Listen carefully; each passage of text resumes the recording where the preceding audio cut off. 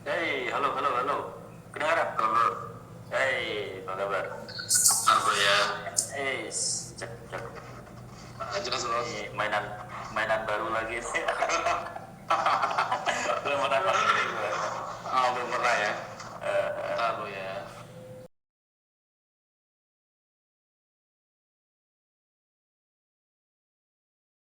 Aman? Ada Mister Rio juga ya. Yes, ada Rio.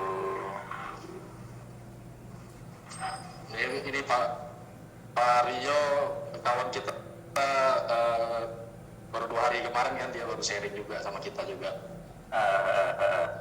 Iya. Ternyata Rio juga udah. banyak hal yang luar biasa kita nggak ketahui gitu loh.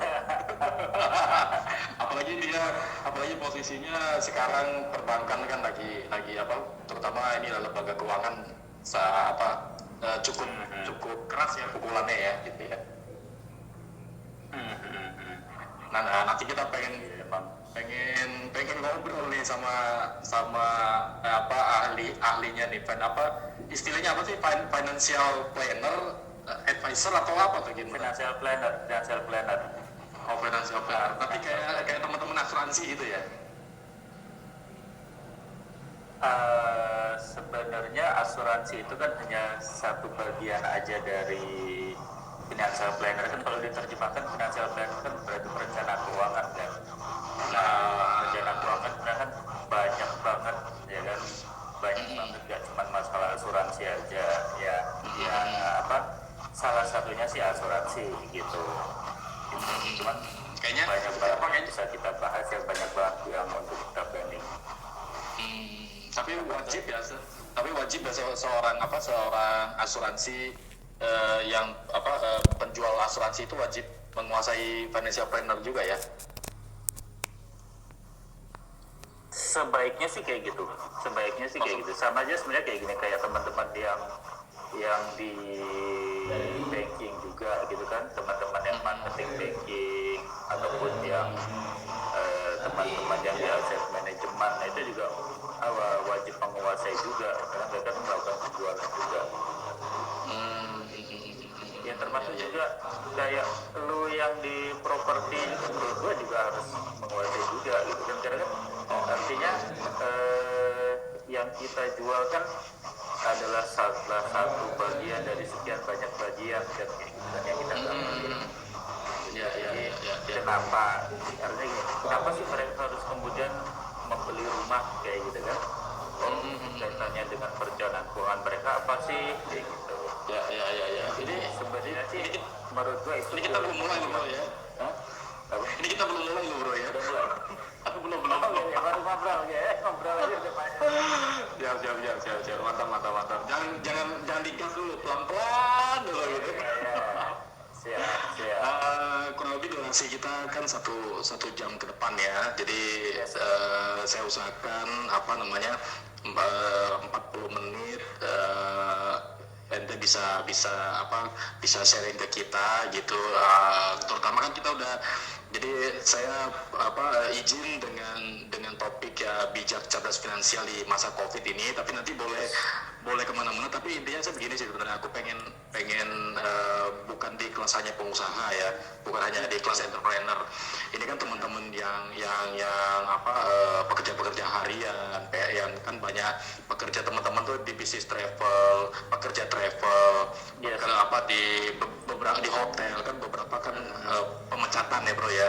Iya. Ini lu kan tahu ya, dari pabrik ada beberapa. Jadi gue pengen juga teman-teman yang di kelas menengah ke bawah, middle low ini punya pengetahuan itu gitu. Jadi mereka kan kondisi bingung juga gitu ya, dengan uang yang seadanya, terus mereka mau seperti apa gitu. Tapi nanti dijawabnya, Siap.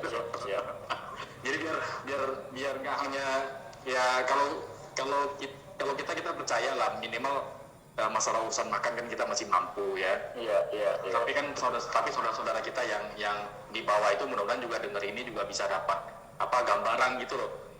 yang mesti ditahan tuh apa sih gitu, apakah apakah gue punya uang sisa 1 juta, apakah gue bijak nih gue belikan masker, tapi lebih baik mungkin gue jahit sendiri atau apa, kayak kira-kira nggak apa-apa, hal sederhana nggak apa-apa gitu. Siap. Nah, ini sementara gue nunggu sampai yang lain, mungkin sambil kita lihat teman-teman lumayan juga udah datang ya. Pak Dadang tuh udah duluan loh bro. Iya.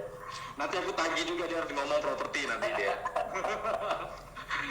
Mr. Rio, thank you. Wah, dia juga mau belajar keuangan, lu dari perencanaan keuangan, mantap. Mbak Tiska, Mbak Windy, Sugi, Bang Sedar Omar, juga ada Susi juga, Ardi Wilaga, oke, Dandi, siap. Kita nunggu kira-kira masih 5 menit lagi lah. Siap. 5 menit lagi. Mungkin sebagai prakatanya gini bro ya. Jujur gue WA lu setelah gue selesai dari bahas sama Mr. Rio kemarin live 2 hari lalu. Iya. Jadi gue pengen konekkan gitu. Jadi ada ada perspektif yang mungkin di masyarakat umum gue tuh nggak tahu. Tapi kemarin masalah sisi entrepreneur, pengusaha tuh kebuka di tempatnya Mr. Rio. Nah sekarang gue pengen tuh lebih spesifik di kita sebagai end user gitu ya, sebagai orang.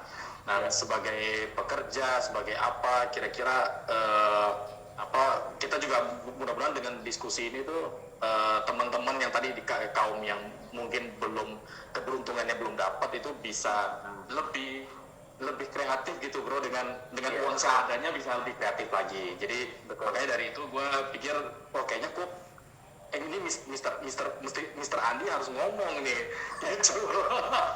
Jadi sebetulnya yang pengen gue jadi edisi live ini sebenarnya pengen belajar tuh gue gitu. Jadi biar karena persoalan krisis ini kan beda sama krisis 98 ya, walaupun kita kayaknya usia ente sama usia kita kan nggak mau jauh ya. Kita kan pernah ngalami di 98 juga, tapi kan nggak kayak gini gitu loh. Iya. Nah jadi ya sebenarnya ini tuh gue pengen belajar banyak. Jadi mudah-mudahan, tapi kalau bisa juga prinsipnya kan kalau bisa bermanfaat bagi orang lain juga kan lebih baik ya brother ya. Betul. Gitu. Apalagi pas gua kontak ente lagi ngeposting sesuatunya agak menohok gitu loh. Jadi sekarang lagi zamannya Zoom, zamannya online, tiba-tiba orang pindah ke sana mau entrepreneur, seperti apa tulisan lo tuh agak menohok itu loh, apa Apa sih kemarin itu ya? Jadi seolah-olah gimana tuh? Pada intinya gini, gua kemarin itu ngerasain adalah ketika kita ngadepin perubahan gitu ya, namanya kita nggak bisa menolak namanya perubahan gitu. Dan ketika perubahan itu datang tiba-tiba, ya mau nggak mau walaupun harus tergagap-gagap, ya kita harus segera beradaptasi, segera berubah, gitu kan, segera belajar. Nah kemarin itu akhirnya karena kantor gua udah mulai work from home gitu kan, sementara kita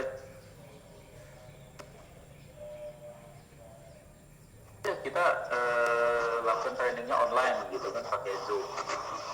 Cuman masalahnya adalah ternyata gue belum kuasain itu Zoom kayak gitu, gimana harus menampilkan slide, harus kasih coret gitu kan. Betul. Udah deh, laptop gue ternyata nggak ada kameranya, pakai iPad lagi ternyata nggak bisa nampilin slides-nya.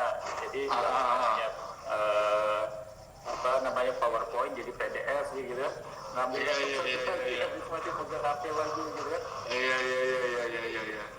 Gila gitu ya, ternyata gue juga dalam tempo cuman seminggu 2 minggu udah harus menguasain cara penggunaannya gitu kan. Gue berpikir ya kedepannya bukan tidak mungkin, dan gue yakin sebenarnya ini ya masa depan industri ini akan seperti ini gitu kan. Nah mau nggak mau gue dipaksa untuk berubah, dipaksa untuk belajar dengan cepat untuk mengikuti perubahan yang terjadi, karena gue nggak bisa menolak perubahan itu gitu. betul betul betul betul Itulah yang terjadi, dan pas lagi gue lagi hektik-hektiknya gitu, bingungnya ini mau operasinya kayak gimana, teman gue jepret gitu kan, jepret gitu. Gue ya pasti perasaan tidak secure karena pandemik gitu ya, ditambah dengan harus belajar dengan cepat. Satu sisi gue ngerasa gue juga harus bersyukur ya, karena gue dipaksa untuk belajar mengikuti perubahan ya. Gue seperti itu sih. Itu satu sisi positif, walaupun postingan itu gelitik gitu ya. Jadi begitu gue baca sebenarnya pas gue buka postingnya pas aja tuh, pas gue pikir nama ente, kepikir di sini, gue bayangin ente, gue buka Facebook pas postingan ente gitu bro, kok bisa pas banget gitu ya. Jadi begitu pas itu postingan yang sangat menggelitik. Jadi menurut gue juga sama, gue sepakat banget. Jadi makanya gue pengen gini ya. Jadi gue bukannya nggak setuju dengan sekarang kan banyak nih training online juga brother ya. Jadi apa gini di ya gue paham lah, hampir semua orang harus ke online sekarang, gue paham. Tapi perkaranya begini, jadi nggak semuanya kan sebenarnya artinya harus menjadi kesempatan dikonversi ke uang gitu brother. Betul. Dan bahasanya kan juga berat gitu, karena apa namanya, bangsa kita ini belum tidak semuanya mengerti bahasa berat. Tadi kata yang ada satu akun jual sewa properti tadi. Iya betul gitu. Jadi enteng aja gitu ya. Enteng aja gitu. Betul, jadi betul. Makanya saya juga agak nggak bisa mikir juga jadinya. Jadi gue pikir adalah coba kita buat sesuatu yang lebih mudah dimengerti. Kebetulan gue juga mau belajar ya, kalau ada yang mau ikut hadir di sharing kita ya silakan gitu ya. Gitu. Jadi ya kira-kira seperti itu brother. Jadi jadi kayaknya kita mesti mulai udah 13.10. Oke. Jadi gini, sebelum mulai jadi gini ya. Jadi ada aturan mainnya brother. Siap. Pertama, narasumber yang gue undang itu sebelumnya pasti gue nggak kasih kunci pertanyaan, benar ya bro? Oke. Iya. Jadi pertanyaan itu dalam amplop ya? Ya masih dalam amplop. Pertanyaan itu pertanyaan yang mendadak dan tiba-tiba. Nah, jadi gue udah simpen pertanyaannya, nanti ditambah dengan apa yang gue keluarkan. Terus itu nanti gue juga ditambah dengan audiens yang tiba-tiba. Jadi harapannya begini, sama seperti lu bilang tadi. Dengan era pandemik ini kita tiba-tiba harus belajar gagal seperti apa. Tapi namanya seorang expert ya, namanya seorang expert, seorang yang memang menguasai di bidangnya, pasti juga menunjukkan sisi kualitasnya. Nah, jadi kita walaupun kita ngomongnya ringan, gue pengen tunjukkan juga nih, yang gue undang ini bukan orang sembarangan gitu brother. Mudah-mudahan. Kalau nggak salah bukunya itu apa judulnya tuh? Cinta Uang Kehidupan. Nah, Cinta Uang Kehidupan masih ada di Gramedia. Kalau online-nya masih ada, cuman online masih ada. Itu udah ditarik dari rak ya, udah lama kan, soalnya juga dari tahun 2015 kalau nggak salah. Ya, tapi masih beli masih bisa kan? Di online masih ada. Online masih ada. Iya, siap. Mungkin awalnya begini, jadi nanti ada sesi, nanti kira-kira 20 menit terakhir itu kita akan bacain pertanyaan dari teman-teman yang masuk. Siap.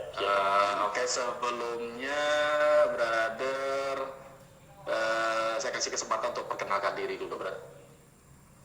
Oke, teman-teman semuanya, thank you banget Bro Arya Fadi udah undang saya untuk join apa namanya belum apa aja lah, boleh lah.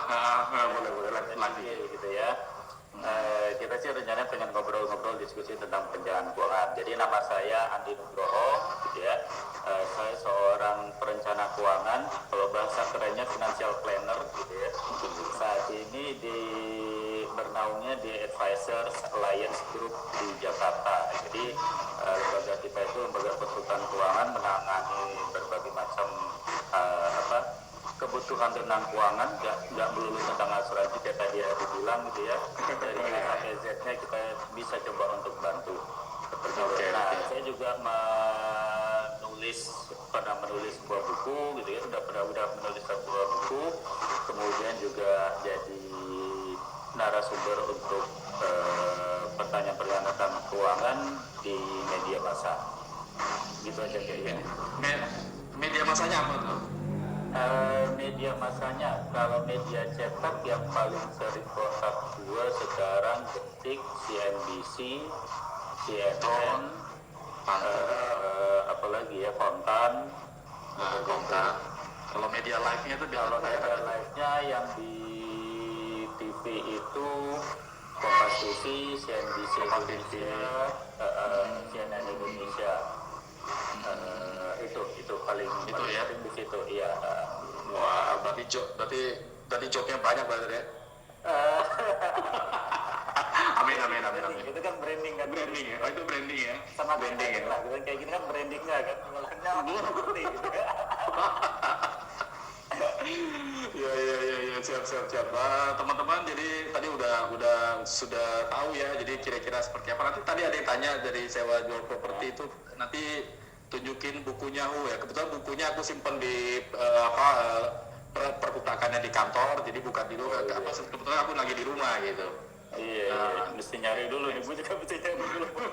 Nanti kalau ada stoknya lu coba tunjukin aja nanti ya. Expert nih mulai tanya yang berat. Ya pokoknya kalau ada yang ringan tapi kira-kira job belum berat, silakan ditanyakan ke expertnya gitu. Oke, mungkin begini brother. Siap. Yes. Jadi kita udah siap mulai gas. Oke, siap. Oke, cara ya. Jadi saya kenal Mr. Andi ini dari tahun 2012, waktu itu kita di alumni TFT Pak Tung ya, betul ya? Yes. Ternyata 2012 persahabatan sampai hari ini kita masih keep in touch. Iya juga pernah ke Pontianak ke kantor gua ya. Waktu itu kantor masih di BLKI bro, sekarang di penginapan. Oh gitu. Nah, sekarang kita pindah di Puji Tuhan ada rezeki ya, kita pindah di namanya di jalan utama gitu, jalan utama di Verdana gitu. Jadi MS Kubisi Center. Oke, mantap. Oke, jadi yang berbentuk ya betul. Sekarang di sana nanti taman itu ya. Iya betul bro. Hampir jadi jual bro. Siap. Jadi kira-kira seperti itu. Jadi Mr. Andi ini kawan lama saya dari 2012 teman-teman. Jadi saya ngikutin banget juga, beliau juga ngikutin juga perkembangan kita dan sampai hari ini kita masih keep in touch juga. Jadi ada beberapa teman-teman saya yang saya coba angkat kembali di masa sekarang. Ternyata memang wajib perlu keilmuannya, keekspertannya itu mudah-mudahan itu bisa menjawab kondisi sekarang. Jadi ini bukan, anggap lagi di pembicaraan kita ini bukan pembicaraan yang berat-berat. Jadi mudah-mudahan tuh di kelas manapun semoga tuh pembicaraan kita bisa bermanfaat ya bro ya. Karena ini banyak dari yang jual properti ada, yang dari dagang masker juga ada semuanya. Oke ya, jadi kira-kira gini brother. Jadi hari ini tuh kita pengen bahas, aku tanya sama ente tuh tentang topiknya tuh bijak dan cerdas finansial di masa COVID-19. Nah, karena kita tahu ya tadi kan bahwa ini semuanya terpukul lah ya, semuanya tergagap-gagap kalau sepertinya yang punya kemampuan lebih pun sekarang sama juga bro, tergagap-gagap juga. Betul. Ya, jadi bukan hanya saya pengen luruskan juga ya. Jadi beberapa teman-teman, oh ya, enak sekarang yang kaya tuh lebih enak ya, belum tentu karena yang kaya juga sama sekarang bro. Benar. Betul. Nah, jadi kita pengen ini bahwa oke lah, kita nggak usah sibuk hal-hal kayak gitu sekarang. Kita nggak usah sibuk hal-hal yang membuat kita makin khawatir, makin kata Mr. Rio kemarin bingung ya, gamang gitu. Nah, jadi lebih baik kita kira-kira kita mesti ngapain dengan stok yang kita punya. Ya. Dengan apakah ini bisa jadi peluang atau seperti apa? Contohnya gini, dari berapa hari ini aku coba jujur terus terang ya, yang paling terpukul, aku ada satu bisnis yang cukup sangat terpukul, yaitu adalah penginapan Mitra House. Kan brother kan tahu.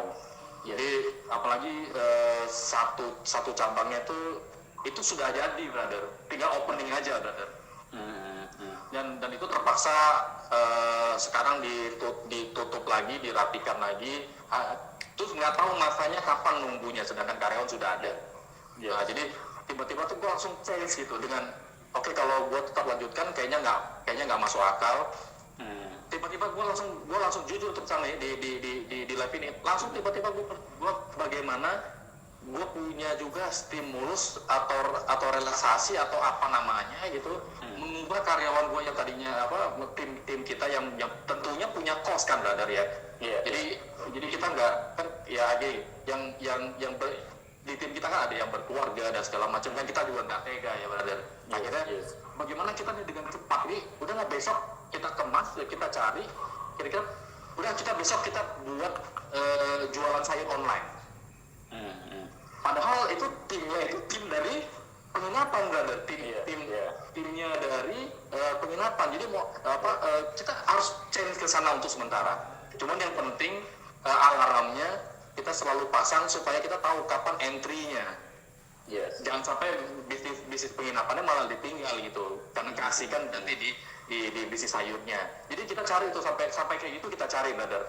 Nah, jadi ini kan kita bagaimana dengan teman-teman yang stoknya terbatas. Nah, jadi kita pengen bahas sama ente tentang bijak cerdas finansial di masa COVID-19 ini. Mungkin saya persilakan brother dulu. Ya memang ini kondisi yang tidak mengenakan buat kita semua lah ya. Jadi kayak lo bilang tadi, bukan berarti yang di teman-teman yang mungkin secara ekonomi kurang beruntung ya pastinya situasinya akan lebih menyulitkan gitu kan.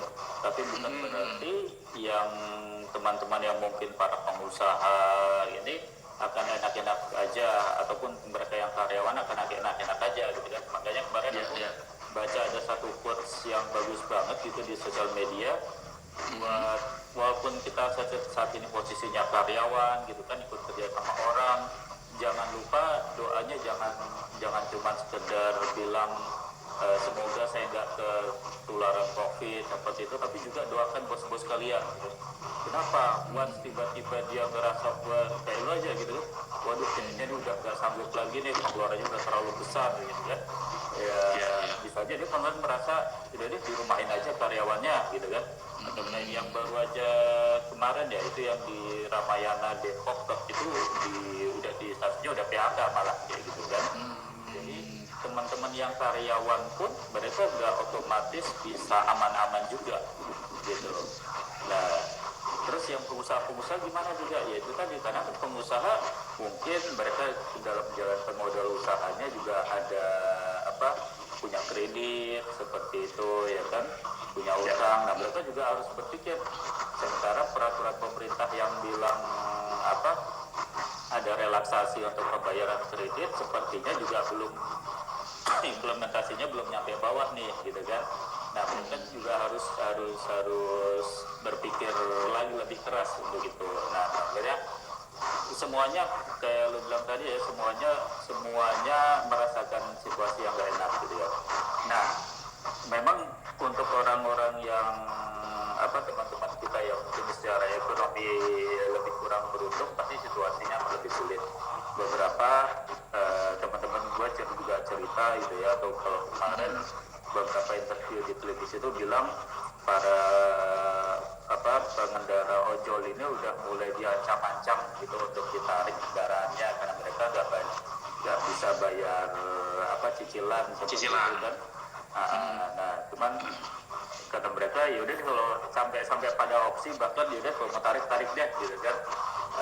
Dan memang nggak bisa dipertahankan lagi. Cuman bagusnya mereka cerita justru orang yang mau narik itu ketika diajak ngobrol ya udah face to face gitu ya, udah face to face, ketika diajak ngobrol mereka masih mau paham lah memang kondisinya lagi kurang menguntungkan buat mereka, jadi belum ditarik kendaraannya itu. Jadi memang kondisinya nggak cuma teman-teman yang kurang beruntung aja secara ekonomi, tapi juga yang para pengusaha itu juga akan mengalami hal yang serupa sih kurang lebih. Iya. Jadi itulah, jadi apa kan ada beberapa ini contoh case nyata ya. Semalam jadi semalam teman gua datang, jadi nyamperin lah ya, kebetulan dia kan punya bisnis penginapan juga, dia punya travel tour ya. Kebetulan main bisnisnya itu brother. Dan ya apa namanya, ya gue nggak, artinya gue tahu dia orangnya punya spirit dan motivasi sangat tinggi ya. Yes. Pada titik seperti ini pun dia itu sudah punya gambaran ingin melakukan PHK terhadap beberapa karyawannya. Kalau nggak salah ada sekitar 50-an orang ya. Yeah. Jadi sebelum dia mau ngomong itu brother, jadi dia kebetulan juga dia ada invest properti di tempat gua. Iya. Nah, jadi dia datang ke tempat saya, dia berharap mudah-mudahan tuh gue bisa ngambil kembali propertinya gitu, walaupun dengan cara gue dibalik, dengan cara gue nyicil dia gitu, dia pun nggak masalah brother. Nah, jadi sebelum itu dia punya pikiran bahwa gue pengen mungkin mengurangkan mengefisiensikan kosnya gitu. Iya. Tapi sebelum dia ngomong itu brother, itu karyawannya cuma duluan kan gitu. SPP tetap harus bayar pak, makanan mahal segala macam kan. Langsung apa, bahasa yang ada di sini nggak bisa keluar brother. Iya. Jadi akhirnya dia telan sendiri, dia bilang kalau masa sekarang kalau cuma mikir perut kita, dia bilang pasti langsung kita muntahkan. Iya. Cuman ini sekarang bukan perut lagi yang ngomong, sudah di hati, karena yang salah bukan mereka, bukan saya, bukan siapapun gitu. Iya. Jadi aku dan clue-nya hasil ngobrol sama dia luar biasa begini. Dia tidak marah-marah dan dia ikhlas gitu, dan dia malah membantu dengan udah bro, nggak apa-apa bro, properti gua lu cicil juga balikin gua, nggak masalah, yang penting gua bisa buat bayar kosnya karyawan gua. Dan gue bilang gue kenal dia udah hampir 10 tahun dan gue nggak bisa jawab, jadi gue pengen nangis malah gitu loh. Gue bayangkan, aduh puji Tuhan ya, gue sampai hari ini minimal tuh tim gue dan segala macam nggak sampai kayak gitu. Tapi kan kita harus sigap ya brother ya. Betul. Ya, harus sigap. Nah, jadi gini, kalau ente kan pasti udah banyak ketemu teman teman-teman yang usaha dan langsung di kaum paling bawah juga. Nah kira-kira gini brother, di kondisi sekarang ya, yang disebut bijak dan cerdas secara finansial tuh seharusnya ngapain gitu? Coba di kelas yang middle low dulu deh kira-kira. Oke. Mesti ngapain gitu loh? Kalau gue lebih suka malah mulainya dari yang atas dulu gitu kan. Karena biasanya atas yang paling semena-mena gitu. Kenapa bukan semena-mena, artinya gini, mungkin mereka lebih longgar ya, lebih fleksibel gitu kan, cadangannya mungkin lebih ada. Nah, artinya kemudian ketika cadangannya, mereka merasa cadangannya, kan gue selalu bilang adalah kalau kondisi gini secara umum aja, kondisi seperti ini yang harus diperhatikan apa sih dalam mengelola keuangan. Gue selalu bilang adalah prioritaskan belanja kita untuk makanan ataupun suplemen yang bisa menjaga imunitas tubuh kita. Pertama itu makanan ataupun suplemen yang menjaga imunitas kita. Jadi jangan sampai kita sakit. Dibandingin apa? Jangan sampai sakit gitu kan. Dibandingin apa? Dibandingin seandainya kemudian kita juga kemudian bengong doang rebahan di, kan biasanya orang-orang yang work from home gitu ya, jadi kerjanya udah capek, tidur rebahan kayak gitu-gitu kan. Lihat HP, buka marketplace gitu, HP-nya bagus nih gitu kan, ganti HP-nya. Ada yang kayak gitu. Bajunya cakep nih, terus beli. Oh ini barangnya bagus nih. Nah, mereka kemudian dibandingin mereka kemudian membeli barang-barang yang sebenarnya mereka nggak butuhin, tidak urgent lah untuk dipenuhi, tidak urgent untuk dibeli. Jadi daripada itu, mending mereka orientasinya adalah untuk beli makanan ataupun suplemen yang menjaga imunitas tubuh mereka. Nah, Oke, hal lain oke, yang oke. sebenarnya tidak boleh dilupakan adalah siapkan dana darurat untuk seandainya jelek-jeleknya amit-amit gitu kan, kita kena benar-benaran kena virus nih, kena COVID gitu kan, itu kan biayanya luar biasa banget. Ya kan? Kalau boleh tahu berapa brother kira-kira? Kalau yang pernah lu tahu? Nah, yang pernah gue tahu, untuk kemarin gue dapat postingan dari teman gue untuk ceknya doang, cek swabnya itu, apa namanya? Iya, yang swabnya itu minimal 1,6 sampai 2 juta untuk ngecek doang kita kena atau enggak. Itu bukan pemerintah yang tanggung, brother. Setahu gue kalau ngeceknya doang belum, ngeceknya doang ya. Belum. Nah, yang ditanggung pemerintah itu apa? Kalau kita udah terkena COVID-nya. Kalau kita sudah dinyatakan kena positif, pasien, ya.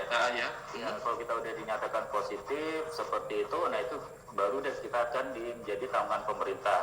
Itu di luar, dan itu tidak bisa tidak di cover sama BPJS. Nah, tuh tadi baru ada masuk pertanyaan tuh. Kan ditanggung BPJS apa nggak fungsi? Berarti nggak fungsi ya, brother ya? Iya, karena dianggapnya pandemi. Pandemi itu wabah. Jadi sebenarnya BPJS dan asuransi swasta itu tidak mengcover namanya pandemi. Seandainya nih di dunia ini yang kena corona cuma 2-3 orang, itu akan jadi flu biasa. Tapi karena dia udah menjadi pandemi, udah menyebar ke seluruh Kemana-mana. Udah menjadi wabah, itu menjadi tidak di cover. Kalau BPJS sampai saat ini masih belum ditanggung. Tapi kemudian kalau asuransi swasta, mereka kemudian bikin kebijakan gitu kan untuk corona ini di cover saat ini. Nah, kalau ngelihat ente perhatiin yang dari podcastnya guru kita Pak Tung itu yang dia dirawat, ya kan? Dia kan bilang kalau gua nggak salah nangkep, satu kantong infusnya doang itu 12 juta. Oh iya, betul. Satu kantong infusnya doang 12 juta. Padahal dia dirawat berapa banyak kantong gitu kan. Ini kan jadi luar biasa banget gitu. Ya alhamdulillah bagusnya sih kemudian memang di cover oleh pemerintah. Cuman kan kita nggak tahu nih yang di cover mana, yang enggak mana gitu. Betul. Sebenarnya hal yang harus dipenuhi yang buat prioritas ya untuk kondisi pandemi kayak gini adalah pertama itu tadi untuk makanan dan suplemen kesehatan, kedua dana darurat. Dana darurat ya bisa diwujudkan adalah minimal BPJS, bagusnya lagi lo punya asuransi kesehatan yang swasta, ya kan? Dan atau dalam bentuk juga uang cash ataupun juga dana darurat dalam bentuk lainnya. Dibandingin apa? Dibandingin lo misalnya tiba-tiba, wah gue pengen ganti HP, gue pengen beli baju, gue pengen beli makanan, atau mungkin makanan-makanan yang sebenarnya kita sendiri juga gak terlalu penting, kan banyak banget gitu kan. Makanan yang penting itu sih ya kebutuhan pokok kita aja gitu kan. Tapi kalau udah ceritanya nih, lagi iseng gue pengen beli boba gitu kan, barang yang kurang diperlukan, kurang penting, kurang diperlukan, mending duitnya diinvestasiin kalau memang ternyata duitnya lebih-lebih. Tapi kan kita nggak bisa menyarankan hal yang sama buat teman-teman kita yang mungkin secara ekonomi kurang beruntung. Ada banyak teman-teman kita yang driver ojol, dan ada yang kita untuk bisa dapat misalnya rata-rata sehari itu mereka 100 sampai 200 ribu gitu kan. Masa-masa ini mereka bilang bisa dapat 20 ribu atau 50 ribu aja sehari, itu udah bahagia banget gitu kan. Jadi paling nggak bersihnya bisa bawa pulang 20 ribu. Kita kan nggak bisa menyarankan hal yang sama buat teman-teman ini. Ya, dengan kondisi seperti ini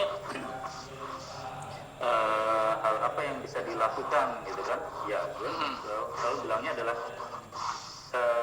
yang masih bisa dikurangin apaan gitu kan, hal-hal yang nggak terlalu urgent yang masih bisa dikurangin gitu kan. Sebenarnya contoh nih, walaupun sebenarnya masih debatable gitu kan, beberapa kayak rokok gitu kan, rokok buat beberapa orang masih bisa dikurangi, tapi ada beberapa orang yang memang udah kalau nggak merokok nggak bisa mikir seperti itu. Betul. Menurunkan nilai mengurangi rasa stresnya dia. Betul. Itu. Ya kalau menurut mereka memang daripada mereka nggak merokok dan makin stres ya mungkin merokok, ada yang berpikiran seperti itu.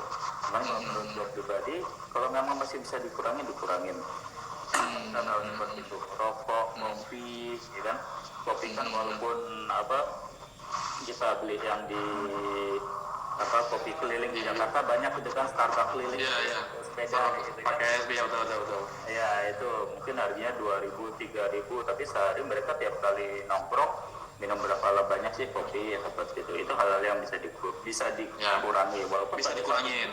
Betul, walaupun pada satu titik gue yakin ya kalau mereka udah benar-benar istilahnya nih mengurangi makannya, mengurangi nggak ngopi, mengurangi nggak merokok seperti itu, tetap nggak cukup. Iya, tetap nggak cukup, nggak mungkin juga habis itu puasa kan.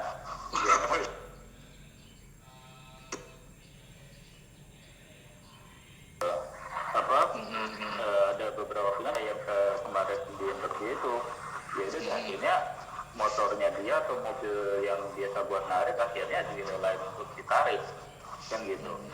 Karena dari setidaknya misalnya udah gitu kan kita bicara hukum dan kalau barang yang ditarik orang yang ditarik kan kayak gitu. Ya nggak mungkin juga mereka merelakan dirinya ditarik, ya berarti barangnya harus ditarik pulang. Ya memang keadaannya memang pasti akan menjadi sangat berat lah buat mereka. Dan mereka harus berpikir gimana caranya gue switch mencari penghasilan yang lainnya gitu kan, cari penghasilan lainnya. Jadi memang pastinya berbeda lah antara yang teman-teman yang di dalam level menengah atas sama yang ada di bawah ini. Jadi kalau misalnya kalau aku lihat, aku simak satu kata kuncinya itu adalah mau di level apapun itu adalah berarti kita harus bijak itu mengurangi sesuatu yang memang kita nggak butuhkan ya di situasi sekarang ini. Betul, ya. Jadi itu mau dia di level paling bawah, mau dia level middle, mau upnya, kalau bisa ya kurangi sesuatu yang memang tidak dibutuhkan gitu ya berarti ya. Betul. Untuk investasi sendiri, gue selalu bilangin tekenin gini, investasi paling dalam kondisi saat ini jangan terlalu banyak dulu deh gitu kan. Kan investasi itu memang kita lakukan kalau memang duitnya nganggur, ada dan nganggur. Kalau ada tapi kita butuhkan untuk kebutuhan sehari-hari ya jangan juga gitu. Artinya gini, karena kan investasi bukan yang hari ini kita tanam besok kita tuai, belum tentu kayak gitu juga kan. Betul. Butuh waktu juga. Nah kalau begitu kita tanam habis itu besok kita nggak makan, repot juga kan. Nah ya, kalaupun mereka yang teman-teman udah punya kelebihan dana ini tadi, gue selalu nyaranin coba paling 30% aja deh maksimal dari dana mereka gitu kan. Dana nganggur mereka 30% yang diinvestasikan, selebihnya apa itu digunakan sebagai dana darurat itu tadi. Siap-siap, karena kita nggak tahu ini pandeminya sampai kapan gitu kan. Sampai kapan, walaupun kan bahkan gini, buat teman-teman yang karyawan kecuali PNS Bu Sri Mulyani kemarin udah bilang pasti akan memberikan gaji ke 13 serta THR gitu kan. Cuman kalau buat yang teman-teman swasta, apakah mereka yakin sedemikian yakinnya akan mendapatkan THR? Belum tentu juga. Belum tentu juga. Nah sementara kalau pemerintah bilang pandeminya contoh kayak di Wuhan lockdownnya 3 bulan, nah kita sebulan aja juga belum ada gitu kan. Paling tidak kita harus yakin dana darurat kita, cadangan dana kita itu mencukupi sampai 3 bulan ke depan seperti itu. Jadi oke deh, kalau emang lu mau investasi gitu kan, sebenarnya menggiurkan banget kok di saat ini, saham lagi pada anjlok semua, reksadana lagi turun nilainya, properti juga sama ya. Iya, tapi jangan semuanya dimasukin situ juga gitu kan. Karena kita nggak tahu sampai kapan akan terjadi. Sampai kapan, betul. Dan justru akan lebih repot seandainya kemudian duitnya kita investasiin, terus tiba-tiba bisa ada hal-hal krusial lainnya, mungkin kita kena wabahnya atau harus dapatkan perawatan kesehatan seperti itu. Nggak harus kena COVID-nya aja kan, kita juga mungkin banyak kejadian nggak duga kan. Nah, betul. itu kan juga butuh dana darurat juga gitu. Nah, jadi jangan semuanya diinvestasiin juga. Kalau mau investasi, pilihlah memang yang uang gunakan uang yang longgar ya gitu ya. Betul. Atau yang memang pokoknya secara screen tuh semua dana darurat, kebutuhan lain tuh memang sudah terpenuhi dulu gitu ya. Betul. Ya, paling enggak yang mau diinvestasi ini dana-dana yang seandainya sampai 3 bulan, 6 bulan kemudian belum balik, setahun lah misalnya makan, gitu. Iya. Iya. Makan dengan lancar. Dengan tenang. Iya. Ya sama kayak gue instruksi ke teman-teman di marketing juga, marketing properti, tim kita ya. Yang kita sasar ya tadi, kalau kita nggak boleh buat calon konsumen kita itu yang pas-pasan itu malah menjebak mereka dalam kondisi yang tidak mengenakan. Jadi kalau memang pas-pasan lebih baik nggak usah gitu. Jadi kita malah milih lebih perlu tuh ya, kalau ini mungkin di sharing ini baru gue bocorin ya. Kalau gue kasih indikatornya tuh cari kira-kira yang lihatlah mereka yang punya dana di atas LPS yang dijamin. Oke. Iya. Nah itu yang disasar. Iya, benar-benar nganggur duitnya berarti ya. Kan gitu ya. Jadi aku minta teman-teman gini, kita nggak boleh mainkan isu yang jelek, nggak boleh. Cuman kita boleh membantu mereka minimal mengcover uangnya lebih aman. Contohnya gini, kalau yang misalnya nih amit-amit ya kayak pandemi ini kan kita nggak ada yang tahu ya. Sama kayak krisis 98 nggak ada yang tahu. Ini kan masuk krisis kita juga nggak tahu. Nah, saya minta ini adalah kalau bisa calon konsumen yang punya dana di atas yang dijamin sama LPS tadi, inilah yang di cover nanti. Jadi mereka alokasi dananya itu di dalam membeli properti kita. Kalau soalnya gini, kalau kita bandingkan dengan saham sekarang lagi jatuhnya, kita nggak tahu jatuh sampai kapan. Nah, terus kalau emas kan mau beli banyak, mau simpen di mana, bingung. Yang paling gampang ya itu menurut saya gitu ya. Yang paling gampang adalah produk beli dikonversi ke properti yang nilainya sekarang lagi best price, kan itu cuma bawa sertifikat doang kan gitu. Iya. Nah, jadi lebih jadi sasarannya ke sana. Jadi kalau yang nggak mampu, kami sekarang tidak mengizinkan, walaupun dia mau KPR juga, kami agak menahan itu gitu. Ya, jadi tadi aku kalau boleh simpulkan, boleh tarik benang merahnya baru pembahasan pertama itu adalah kurangi sesuatu yang tidak dibutuhkan ya, brother ya. Betul. Ya. Ini ada sebelum aku tanya yang lain, ini ada masuk gini. Nurma Liani. Om, dana darurat minimal kan kita punya kan 3 kali dari gaji kita. Ya, itu dalam kondisi pandemik begini dengan pemakaian bijak kira-kira bertahan berapa lama untuk tidak mengganggu cash flow katanya. Oke, jadi sebenarnya yang namanya dana darurat itu kan dana yang belum kita butuhkan, itu di luar dana 3 kali itu kan berarti 3 kali gaji kita, ya kan? 3 kali gaji kita. Dan seandainya kita masih dalam saat ini kita masih kondisinya karyawan gitu kan, kita masih kerja sama orang, berarti kita masih terima gaji, ya dana itu jangan digunakan juga. Dan itu juga jangan digunakan juga, tapi untuk jaga itu tadi.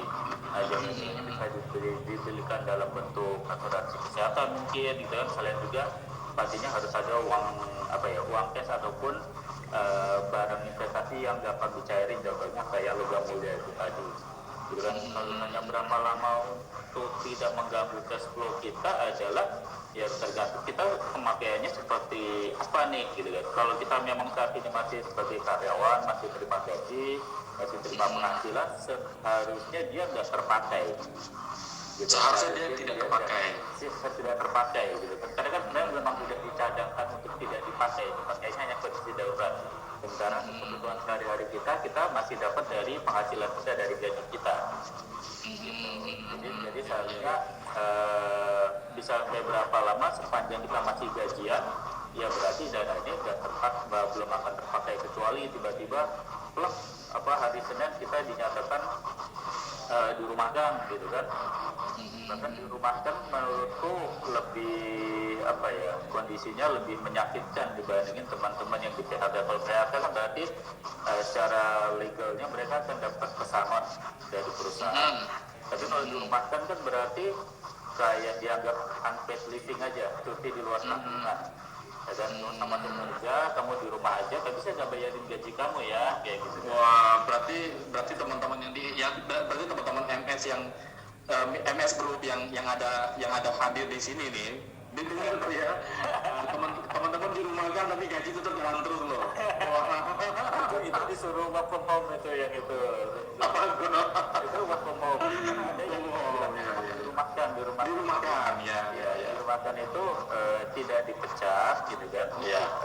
Sewaktu-waktu perusahaan butuh operasional udah bisa berjalan lagi, nanti akan dipanggil lagi. Tapi selama dirumahkan gajinya tidak dibayar. Nggak dibayarkan. Jadi kayak digantung. Betul. Seandainya kondisi seperti itu, ya berarti baru kemudian cash flow dana darurat kita ini baru akan kita gunakan. Berapa lama bertahannya ya berarti kalau memang kita punya cadangannya 3 bulan lagi, berarti asumsi sederhananya itu 3 bulan, dalam 3 bulan, setelah 3 bulan akan habis. Berarti dalam tempo 3 bulan ini kita mesti putar otak juga gimana caranya kita bisa dapat penghasilan baru lagi gitu. Iya, betul. Sambil sambil kreatif ya gitu ya, melihat peluang ya. Betul. Pertanyaan berikutnya gini, brother. Apa sih prinsip paling penting gitu dalam mengelola uang ini? Kan nggak semuanya uangnya, semua orang tahu uang, tapi banyak juga orang nggak kenal uang itu loh, banyak loh. Jadi orang tahu, semua orang pasti semua orang pegang uang, tapi orang nggak ngerti sifat uang gitu, prinsipnya uang itu gimana? Prinsipnya ya uang itu kan suatu alat tukar yang memungkinkan kita untuk bisa mendapatkan suatu barang ataupun layanan jasa gitu kan. Jadi ya yang saat ini yang kita tahu namanya uang kan berbentuk kertas ataupun logam seperti itu, gitu kan.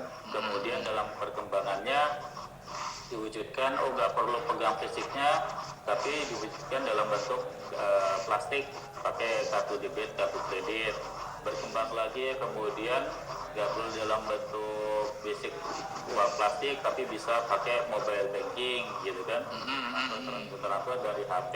Bahkan sekarang HP yang pakai mesti masuk ke aplikasi, kemudian boleh digantikan lagi dengan sistemnya QR code seperti itu.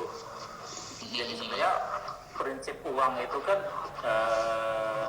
alat penukar.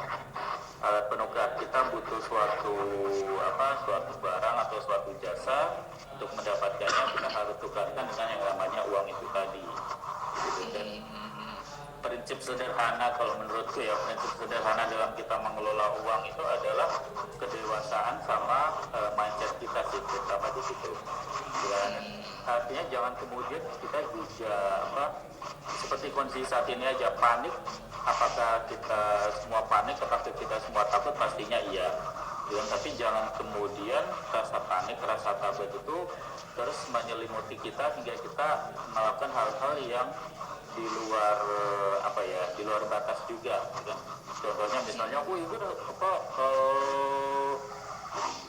borong makanan misalnya kayak gitu, belanja kemudian borong makanan. Daripada nanti tiba-tiba ada karantina massal kayak gitu kan, gue borong makanan. Padahal sebenarnya dari pemerintah udah bilang kalau kita mau keluar mau belanja makanan pun nggak masalah, ya kan kita juga menjaga ketersediaan makanan. Dan misalnya kemudian borong alat pelindung diri yang sebenarnya bisa diperuntukkan buat teman-teman petugas kesehatan, supaya itu kan kurang baik juga kan hal seperti itu. Jadi jangan kemudian kita merasanya itu tadi, gue punya uang, gue bisa melakukan banyak hal gitu kan. Dan itu tadi juga yang kemudian mendorong kita, kenapa gue bilang penekanannya memang kita harus bersikap lebih tenang, lebih realistis gitu ya. Artinya buat teman-teman yang mungkin secara ekonomi nggak terlalu beruntung, gue yakin pasti ada 1-2 kejadian yang sebenarnya mungkin karena udah nggak kuat bayar cicilan lagi, kemudian motornya atau mobilnya harus ditarik gitu kan. Nah, kondisi seperti itu menyakitkan atau enggak? Gue sih yakin juga menyakitkan banget lah, bikin ngedrop, pasti bikin ngedrop banget. Dan cuman kan ya memang realitasnya kayak gitu, kita nggak bisa nolak gitu kan. Kita nggak bisa nolak, yang kita bisa lakukan apa ya itu tadi, berarti karena memang udah harus seperti itu, berarti gue harus berpikir gimana caranya. Oke, berarti gue harus switch cari yang lainnya seperti itu. Ya pasti orang bilang ya ngomong kan enak gitu kan, kalau ngelakuin ngomong kan gampang ya, gitu kan. gue yakin juga pasti akan sangat susah banget gitu. Cuman maksudnya itu hal yang kita nggak bisa tolak gitu ya. Itu hal yang nggak bisa tolak. Ya jangankan teman-teman yang mungkin cara ekonomi menengah ke bawah ya, mungkin ada teman-teman yang statusnya karyawan gitu kan, tapi kemudian saat ini karena dirumahkan segala macam jadi pusing tujuh keliling. Kenapa? Dia cuma masih punya cicilan motor, gue masih punya cicilan rumah gitu kan. Gimana dong kalau seandainya padahal gue statusnya dirumahkan yang unpaid living kayak gitu kan. Gimana dong buat teman-teman yang mungkin statusnya secara ekonomi menengah ke atas, kelihatannya punya rumah, punya mobil, punya motor, itu juga harus pusing dengan segala macam hal itu. Apa yang bisa dilakukan ya memang sama aja, sebenarnya pilihannya sama aja kan. Apakah mereka mau kalau mereka nggak punya dana darurat gitu kan, ya kalau mereka punya dana darurat pasti yang digunakan untuk mencicil dan makan sehari-hari dari dana darurat itu tadi gitu. Tapi kalau seandainya udah habis semuanya, apa yang dilakukan ya gue selalu bilang adalah mau nggak mau kita harus lunaskan satu persatu. Cut ya. Di cut satu persatu. Ya.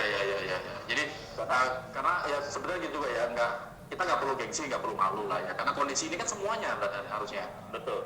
Ya, jadi yang kita ini satu rasa, seluruh dunia satu rasa gitu. Jadi nggak usah turun gengsi karena kita lepas mobil gengsi lah. Gua ingat banget itu tahun 98 itu rumah ada, mobil ada, babi waktu itu babi aneh ya. Dalam waktu 2 hari itu nilainya berubah cuma tinggal 10 juta brother. Karena kalau kami dari waktu itu di Tangerang Kota-Bumi harus langsung hijrah. Naik kapal laut ke Pontianak. Jadi tiba-tiba rumah mobil itu berubah hanya dengan berubah nilainya cuma 10 juta brother. Kalau enggak nyawa melayang kan gitu kan, contohnya kayak gitu. Jadi harus betul ikhlas. Betul. Jadi sebenarnya yang jadi masalah itu kan berkaitan dengan uang itu adalah kemampuan kita untuk menerima kenyataan dan menurunkan standar ego kita. Dan standar ego kita, oke, itu betul. Kita yang hari ini udah nyaman, gue punya rumah, gue punya mobil, gue punya motor gitu kan. Semuanya statusnya nyicil, kredit gitu kan. Ternyata tiba-tiba, adik besok lo dirumahkan gitu kan, gak dapat gaji lagi. Nah, ya seperti itu gue bayarnya gimana dong gitu kan. Ketika pilihannya adalah gue bayar cicilan tapi gue gak makan, atau gue makan tapi gak bayar cicilan, seperti itu. Berarti ada yang harus di-cut ya kan. Ya kemudian Andi yang kemarin naik mobil, ternyata kemudian sekarang kemana-mana naik motor atau naik angkot gitu kan. Gaya hidup, standar hidup dan ego kita yang ditekan dan sebenarnya seperti itu. Dan mungkin buat teman-teman yang cara ekonomi menengah ke atas ini justru jauh lebih nampol, lebih menampar lagi gitu kan. Karena yang biasa mereka terlihat baik gitu ya, terlihat sudah settle, sudah lebih mapan, harus jatuh seperti itu pasti akan jauh lebih menyakitkan. Ya kelihatannya punya rumah, stresnya lebih udah punya rumah juga harus ikhlaskan, diambil sama bank, dilego aja rumah orang tua, itu pasti lebih menyakitkan lagi gitu. Daripada yang belum punya gitu ya. Betul. Ya, jadi aku bilang contohnya tadi pagi juga aku bilang ke adik saya contohnya, you punya bisnis sekarang ya, you punya bisnis kecantik, dia punya bisnis kecantikan. Sekarang siapa yang ibaratnya kalau ada customer tuh pasti kamu kan nggak berani tackle, nggak berani handle. Ya, berarti kan nggak ada pemasukan. Justru saya bilang ini artinya kan kamu sudah punya usaha. Nah, kalau kamu sudah punya kamu punya usaha tapi kamu nggak bisa masuk cash flow karena memang sangat berbahaya gitu. Iya, iya. Nah, tapi bukan berarti kamu tinggalkan. Nah, kamu tetap harus merawat brandingnya ini gitu loh. Betul, betul. Merawat brandingnya ini, nah sambil switching mencari income yang lain. Betul. Nah, income yang lain pokoknya yang praktis yang nggak modalnya berat ya, yang nggak modalnya nggak besar, mudah dikerjakan. Nah, jadi langsung dia switching sambil edukasi tetap branding ini tetap naikkan. Kenapa? Karena begini, kita nggak pernah tahu nih kapan nanti entry-nya, selesainya kapan, entry-nya kapan.